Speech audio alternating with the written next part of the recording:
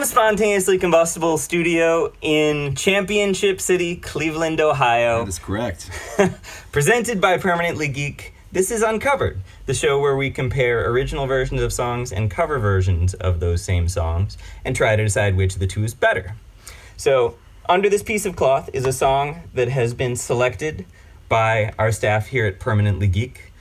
So, Kevin, would you care to reveal what we're about to be speaking about? I would like to reveal this. All right, let's see I it. am eager to know as well. Excellent. Here we go.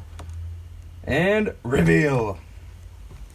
So, if Aisha Curry were watching this, she might... And we know she is. And we know she is. She might say that this is fixed.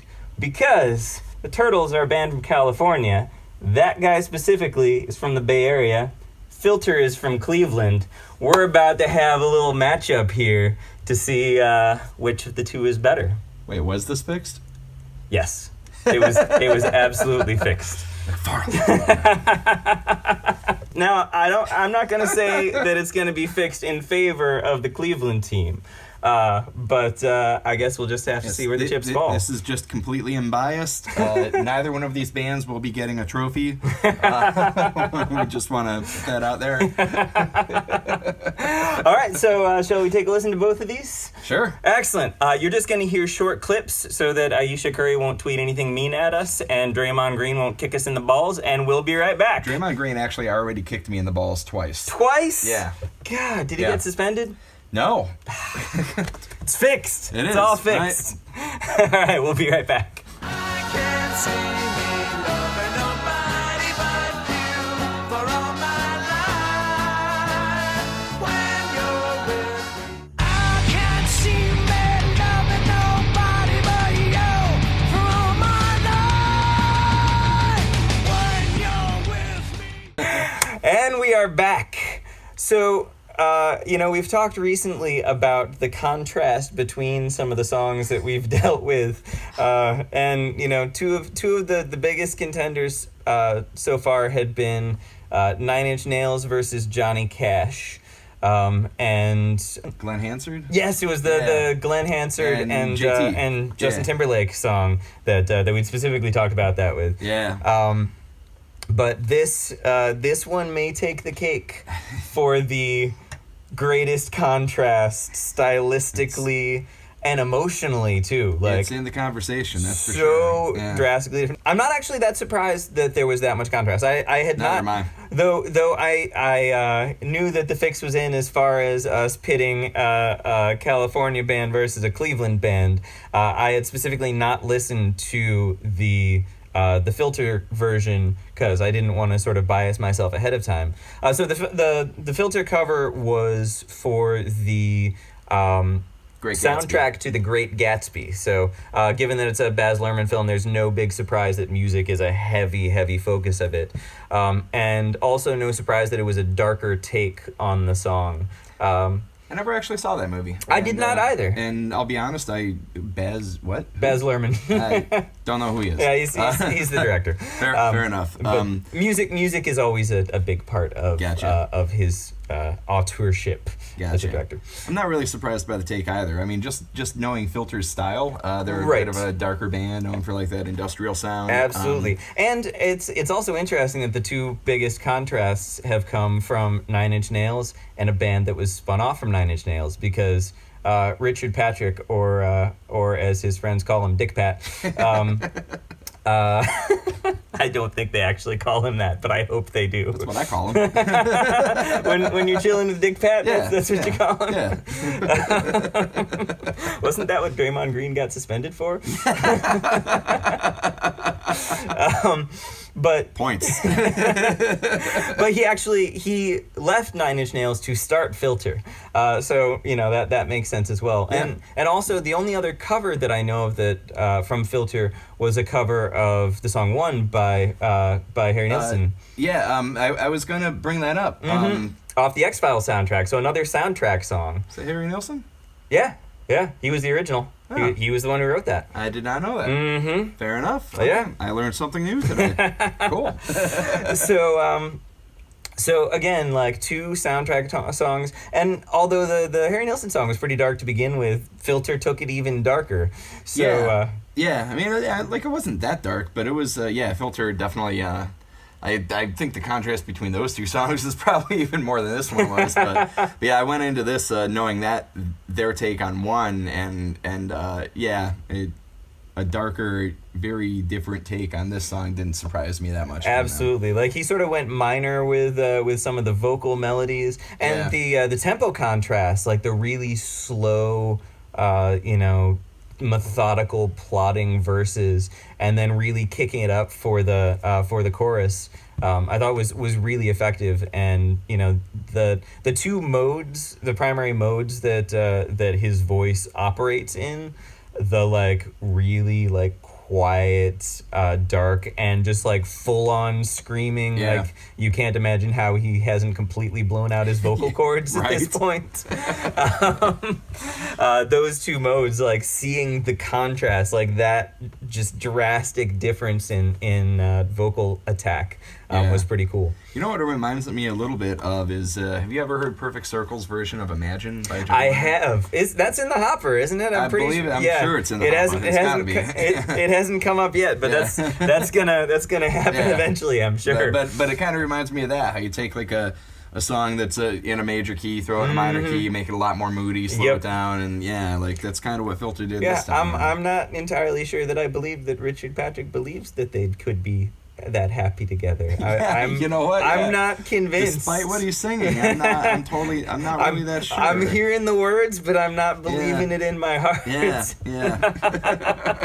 I was really impressed by all of the arrangement that was in the original Turtles version, though. Like that, there was actually a lot of really cool stuff, and so I have to hand it to to Chip Douglas, who was the guy from the Bay Area, who he actually joined the Turtles right before they recorded this song. They'd fired their old bassist, and so he took over there. And that old bassist is pissed. and Chip Douglas also went on to produce a bunch of the songs for the Monkees.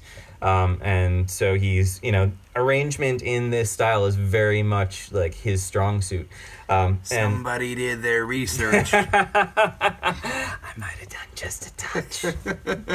No, this is all up here. It's all steel trap right that's here. Impressive. Exactly. Encyclopedic knowledge. It's like Wikipedia was on my phone, and then I read that information, and then it went right up here. But no, I was really, really impressed by the production and the different treatments. I think my favorite moment is where instead of going to the full-on chorus, they just go into the ba ba ba ba version of the chorus, and it's like you already know the words, let's just take this melody and flip it that way. But all the transitions between the strings and the oboe and the horns and the backing vocals and all of that, it was really fantastic. So yeah, there's a lot going on in that song, and it's one of those songs that you don't really think about it as having a great arrangement to it. You just kind of think like, it's a fun oldies song. Exactly, and that's sort of what it's always been for me. Is like it's one of those songs that you hear on Magic 105.7, and it just sort of like it's there when you're driving, and you've been hearing it since you were a kid, and it's just part of the musical landscape. Right, and that goes back to like listening to it on good speakers and actually like giving it your full attention and realizing, wow, there's a lot more here than I thought there was. Absolutely. And I'm just realizing now how probably frustrating that is as musicians and as like someone who likes to put a lot of extra shit in their songs. Yeah. Well, at the same time though, realizing probably no one notices. Well, yes, as musicians, we do have a tendency to do that, but we also listen to music differently, and that's okay. Yeah, it's absolutely okay to have the 2 different layers of a song where like you can just enjoy it, or you can really focus on it and pay attention to it and appreciate it from a deeper level. So, and I thought that the Turtles version managed to accomplish both of those. Yeah, it's great if you're just listening to it, but if you really pay attention to it, there's so much going on that can be appreciated. If you have not watched this show before, what we were doing when you saw the fast motion and us writing on CDs and all that, we were picking what we liked better and which version we thought the other person would choose. Do you think it's time to reveal what we preferred of the two versions? Yeah, I would say so. All right, excellent. Let's do it. All right. Here we go. Ah. All right. Well, I guess the Bay Area wins this one. Yeah. But no, I thought it was. I saw the song in a whole new light. I heard things in it I'd never heard before and was really impressed. And I enjoyed the song more than I ever have in the past. And I thought it was great. So. Yeah, I completely agree. Like I've always really liked the song a lot. But yeah, to your point, I've heard more things in it this time around than I ever really had before. Because I was paying closer attention to it, I guess, than I ever really had before. But I've always really liked the song. I always thought it was a really great song. I like the contrast just in the original song between the verse and the chorus. Absolutely. And I've always thought, for being a nice, happy song, I've always thought that the verses sounded a little bit maybe less happy until you get to the chorus. Right. No, I mean, it's always been a weird dynamic. There's something in the verses that you can. There's a level of longing that's in there of like, wishing that this is how it could be. And the chorus is like the realization of how it actually is. Like it wouldn't take much to take that song and give it a different chorus and completely change the feeling of it. Absolutely. Yeah. Cool. Well, shall we take a look at what we picked for one another? All right, let's do it. All right, so this is what Kevin thought I would choose. This is what Michael thought I would choose. And... Aha! So... Michael said that I would choose Turtles, once again going by... alphabetization is important. And the reasoning is cowabunga! What better reason do you need to choose anything Turtles related? Apparently, no better reason, and you were right. So the reasoning held true. And Kevin incorrectly chose Filter because Cleveland. And I thought that was solid reasoning. It absolutely was. And going into this, I was like, I'm probably going to choose the Filter song. I've never heard the Filter song. I'm probably going to choose the Filter song because I'm just so pumped up on Cleveland victory right now that I want to see another one. But just musically, I like the Turtles version. I thought that's what was going to happen.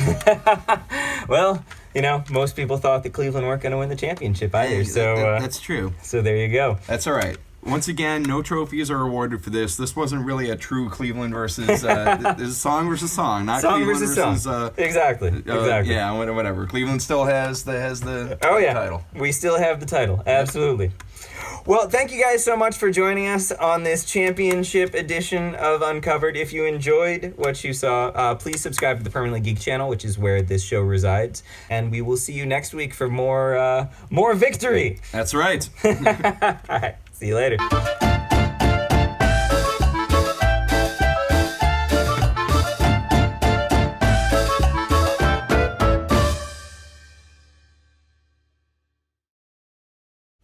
Come on, Cavs. Gotta make it happen. Come on, Cavs. Gotta make it happen with your fast break action. Gotta make it happen. Come on, Cavs. Gotta make it happen.